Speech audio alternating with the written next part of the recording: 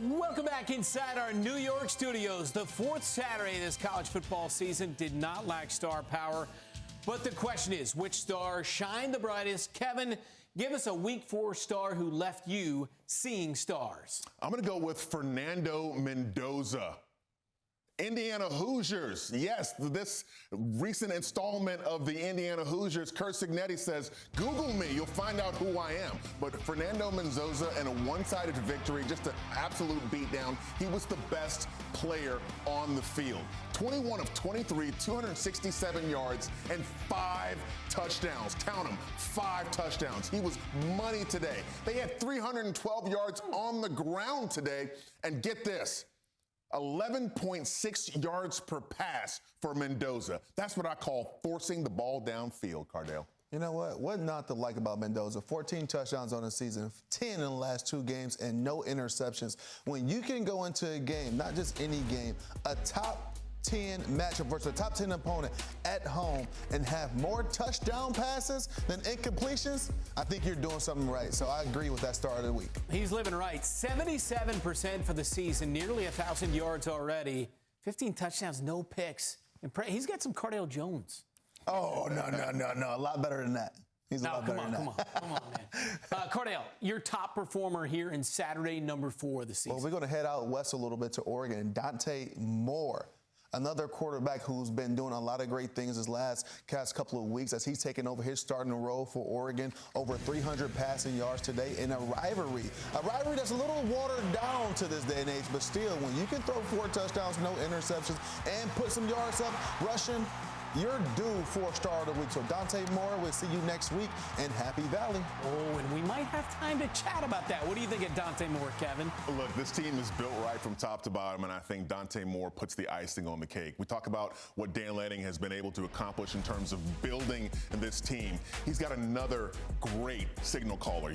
We had Bo Nix, they had Dylan Gabriel, and now they have Dante Moore. 74.7%. Look at that. 10.1 yards per pass, 11-1 TD to INT ratio. Man, he is putting the icing on the cake. This team is built right, and it's being led by their quarterback. Prime time next Saturday night in Happy Valley. It's Oregon and Penn State. It's going to be an absolute showdown, a rematch of last year's Big Ten championship game.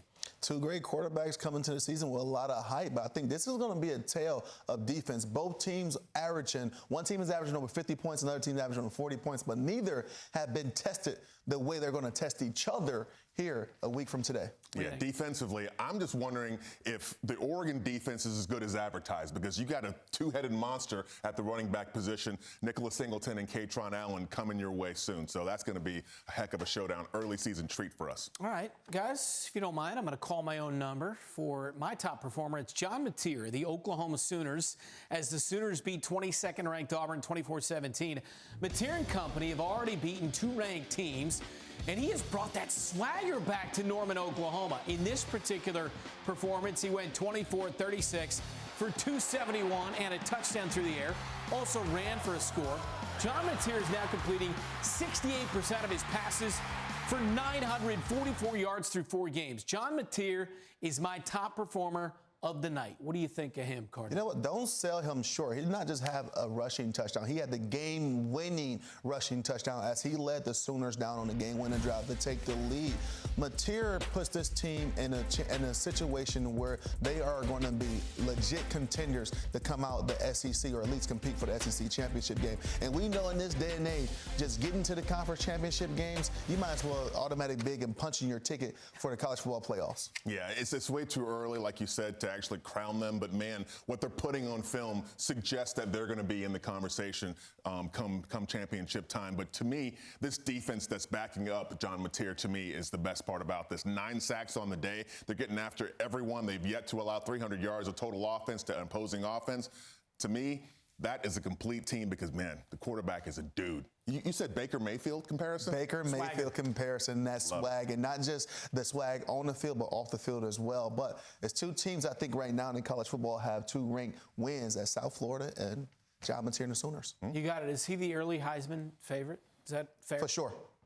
Easily. So, Kevin, you with him on that? I can get with that. Him and either Fernando Mendoza. fourth and final top performer of Saturday, number 4. We're going to get it. Who did our crew behind the scenes pick for their top performer?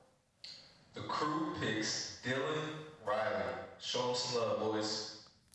Wow.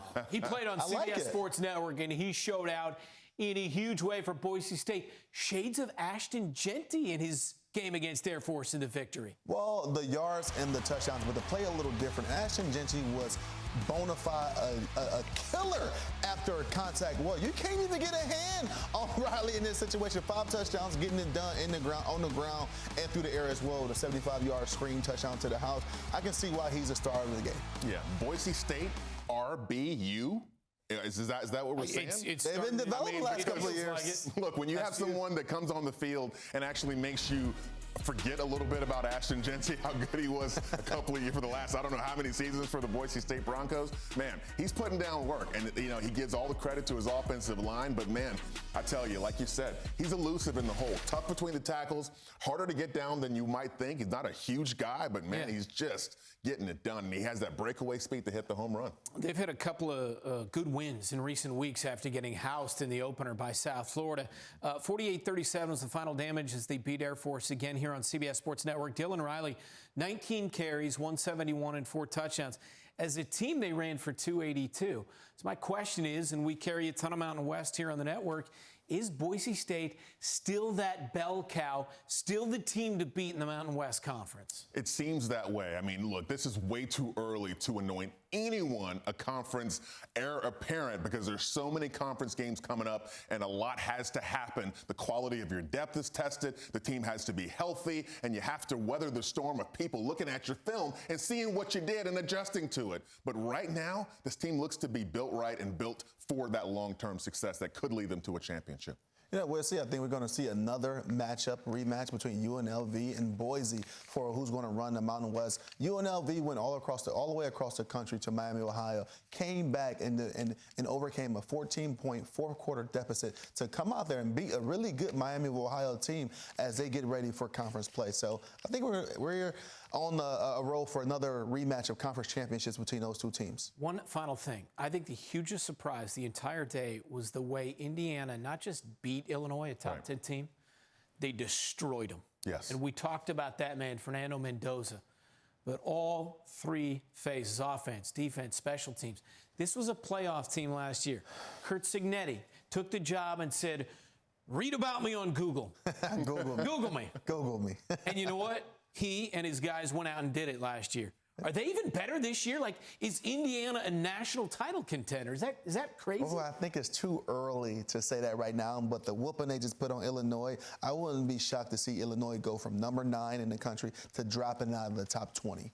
Yeah, this was a surprise today, especially with that offensive line of Illinois. Like preseason Joe Moore watch lists. I mean, that was supposed to be a strength of this team. And I don't even know who's rushing the passer for Indiana. I can't even tell you who their defensive line is, but they look even better this year than they did a year ago because they put so much pressure on Luke Altmaier and company. They were unable to do anything in the run game. This was an utter beatdown. So, yeah, Indiana looks like they are the team to beat in the Big Ten, other than, of course, the Ohio State Buckeyes. We'll find out just how good Julian Sayin and company really is. Our top stars, top performers for week number 4 here on Inside College Football.